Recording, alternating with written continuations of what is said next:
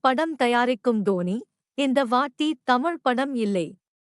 IPL போட்டிகளில் விளையாடி வரும் சென்னை சூப்பர் கிங்ஸ் அணி வீரரான தோனியை தமிழக மக்கள் தலன கொண்டாடுகிறார்கள்.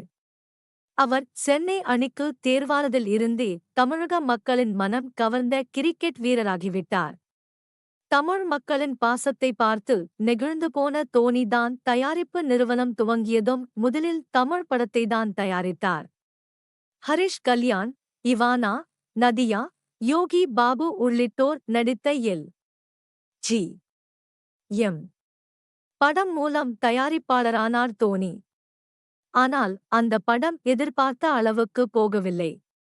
இதையடுத்து படம் தயாரிப்பில் இருந்து பிரேக் எடுக்கிறார் தோனி என்றார்கள். இந்நிலையில் தன் இரண்டாவது படத்தை தயாரிக்க தயாராகிவிட்டாராம். இந்த முறை தமிழ் அல்ல, மாறாக கன்னட படத்தை தயாரிக்கப் போகிறார் என தகவல் வெளியாகியுள்ளது. தோனி தயாரிக்கும் படத்திற்கான நடிகர்கள், நடிகைகள் தேர்வு நடந்து வருகிறதாம். தோனி தயாரிப்பில் நடிக்கப் போகும் நடிகர்கள், நடிகைகள் யாரென்று தெரிந்து கொள்ள சினிமா ரசிகர்கள் ஆவலாக உள்ளனர். தோனி ஒரு கன்னட படத்தை தயாரிக்கிறார் என தெரிந்ததும் சி.பி. ரசிகர்கள் சந்தோஷப்பட்டுள்ளனர்.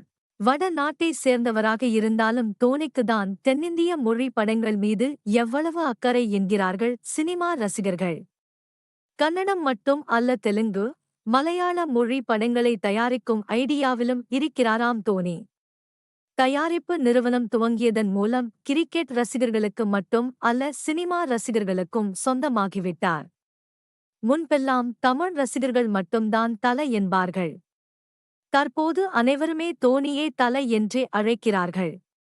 தமிழ் மக்கள் தன்னை தலனு அழைப்பதை பெருமையாக ஒரு பேட்டியில் கூறினார்.